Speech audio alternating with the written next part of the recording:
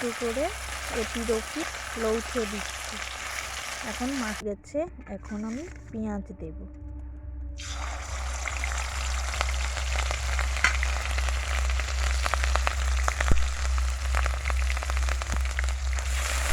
এখন পেঁয়াজটা ছিঁড়ে আছে, তাই একটু লবণ দিয়ে দেবো।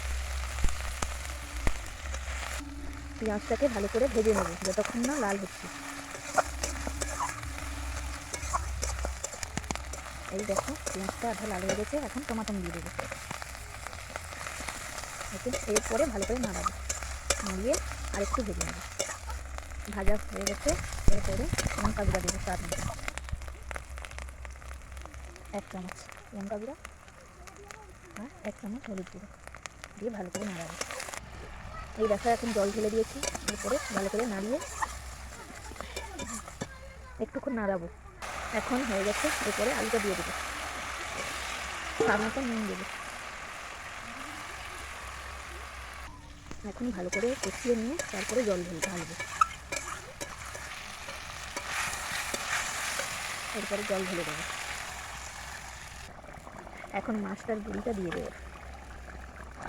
এরপরে আমি ধনে পাতাটা দিয়ে দেবো।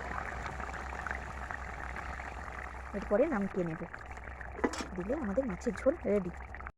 এই দেখো আমাদের মাছের ঝোল রেডি।